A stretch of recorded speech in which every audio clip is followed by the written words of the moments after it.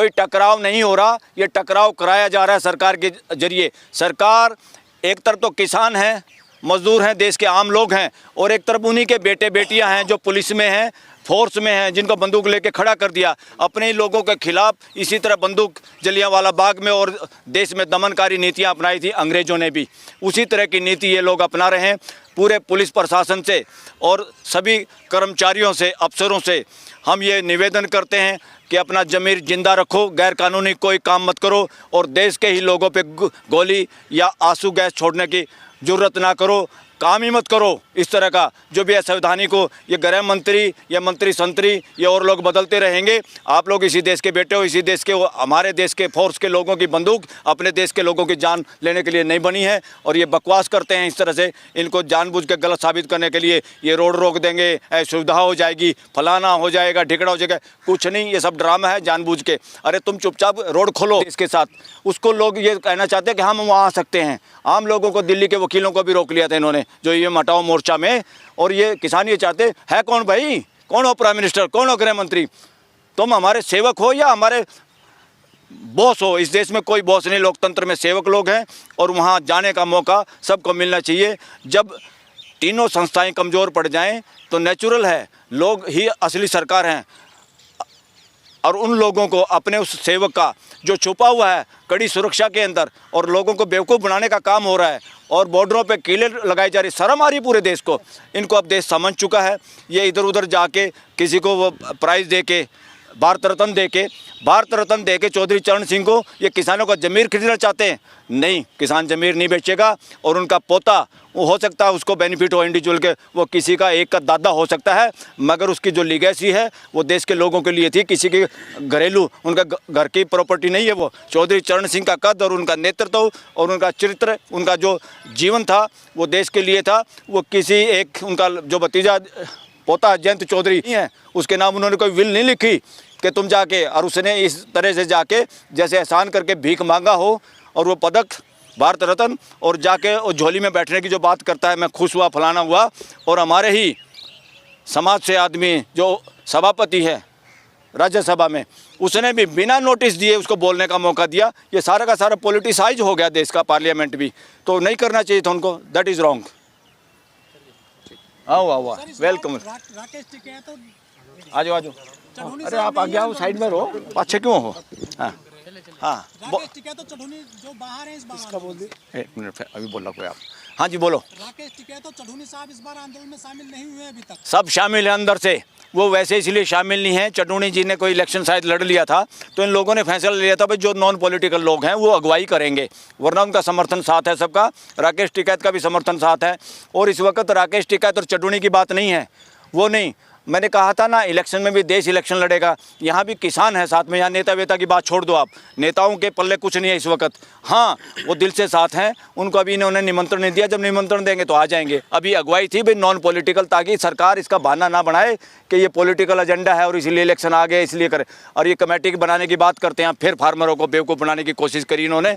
अरे भाई तुमने पहले भी कमेटी बनाई थी, क्या हुआ उस कमेटी का? देश को बताओ ना। कोई कमेटी कम्यूनिटी नहीं है, टर्कालॉजी है, ये टरकाने की बात है। संवेदनशील सरकार ऐसा काम नहीं कर सकती, डेमोक्रेटिक व्यवस्था में ऐसे काम नहीं होते। ये सारा का सारा लोगों को मिसगाइड करने का प्रोग्राम है। इनके जो मंत्री संतरी भी गए थे फार्मरों से मिलने, उनके पल्ले भी कोई पावर नहीं है। वो नाम के भले ही मंत्री हो, इस देश में कोई मंत्री बचा नहीं, या एक दो आदमी का सारा शासन चल रहा है। डेमोक्रेसी नाम की चीज़ देश में बची नहीं है।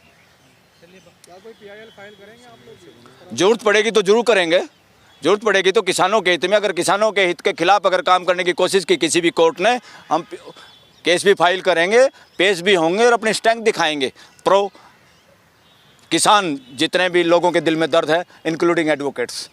सुप्रीम कोर्ट के जो एक चिट्ठी लिखी है वो हम लोगों से पूछ के, यानी कि मेंबर्स से पूछे बगैर लिखी है, उसकी कोई वैल्यू नहीं है, उसकी कोई वैल्यू नहीं है।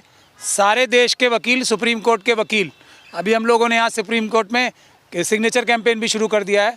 मैं तो अभी आया हूँ यहाँ पे कि ये गलत चिट्ठी लिखी है, हमसे पूछ के नहीं लिखी, अपने आप ही लिख दी। पता नहीं किस दबाव में लिखी है या किस लालच में लिखी है, हमें पता नहीं है। बिल्कुल वकील 100% किसानों की हर मांग के साथ हैं, किसान सही हैं, सरकार गलत है।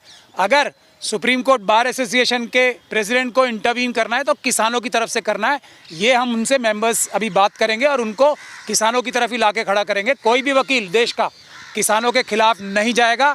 किसान हमारे अन्नदाता हैं और हम सब वकील उनके साथ खड़े हैं। हम यहाँ पे सिग्नेचर कैंपेन भी कराएंगे और स्ट्राइक भी करेंगे सुप्रीम कोर्ट में किसानों के हक में। किसान बिल्कुल ठीक है, एकदम जो कर रहे हैं वो करें। सरकार उनकी सुनेगी नहीं तो क्या करेंगे वो? सरकार बात करे ना, धोखा दे रही है सरकार उन्हें। मोदी जी यहाँ से वहाँ चले गए, दुबई में बैठे हैं, उनसे बात ही नहीं करेंगे। और सुप्रीम कोर्ट के प्रेसिडेंट जो है वो लिखेंगे कि वो ट्रैफिक जाम कर रहे हैं। किसानों को क्या शौक आ रहा है यहाँ पे ट्रैफिक जाम करने का? सरकार ट्रैफिक जाम करा रही है, आने दें उन्हें, शांतिपूर्ण ढंग से बैठेंगे यहाँ पे। सरकार ट्रैफिक जाम करा रही है। जो अमित शाह जी हैं और ये दूसरे लोग हैं, आज ये बताया जा रहा है ड्रोन से, ये कोई विदेशी आक्रांता है जिनके पास ड्रोन से आप वो फेंक रहे हो आंसू गैस के गोले। शर्म नहीं आती है अमित शाह जी को? बिल्कुल शर्म नहीं आती है। अपने अन्नदाता के ऊपर ड्रोन से फेंक रहे हैं, हथगोले फेंके जा रहे हैं उनके ऊपर आंसू गैस के। शर्म नहीं आती? पूरे देश का वकील उनके साथ खड़ा है, बिल्कुल भी पीछे नहीं हटाएंगे। आप कानूनी रूप से, संवैधानिक रूप से और नैतिक रूप से किसान ठीक है, ये हम बात खुलेआम कह रहे हैं। आज धरने प्रदर्शन करना इस मुल्क के हर नागरिक का हक है, बशर्ते कि शांतिपूर्वक हो। दूसरी बात यह है कि इस व्यवस्था में जब पहले एक बार आंदोलन हुआ तो मांगे पूरी कर देते, इनको कोई शौक तो लगा नहीं कहीं भी आने का। एक बात। दूसरा, जो हमारे अध्यक्ष हैं वो हमारी कमेटी से जीत के आए, उन्हें सबसे सलाह लेना चाहिए था। बिना सलाह के वो पर्सनल चिट्ठी लिख सकते हैं, उनको हक है। लेकिन कमेटी के पेड़ पे आप चिट्ठी लिखेंगे, इस देश के किसानों को गुमराह करेंगे। वकील अलग हो गए हैं, इस तरह की चाल नहीं चली जाएगी। इस मुल्क का हर समझदार वकील डेमोक्रेसी के साथ है, किसानों के साथ है और ख़राब व्यवस्था के बदलाव के साथ है। इसमें कोई समझौता नहीं होगा। और मीडिया भी दो वर्ग हैं, एक आपका वर्ग है, एक दूसरा वर्ग है जो सरकारी चमचागिरी की बात करता है।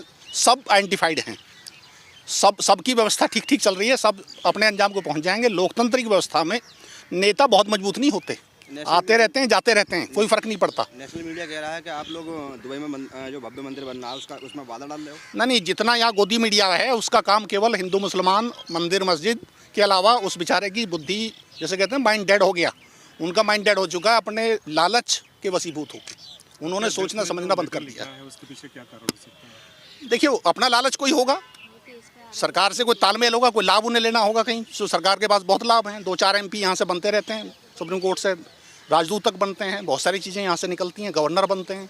अपना कोई लाभ होगा कोई ना कोई।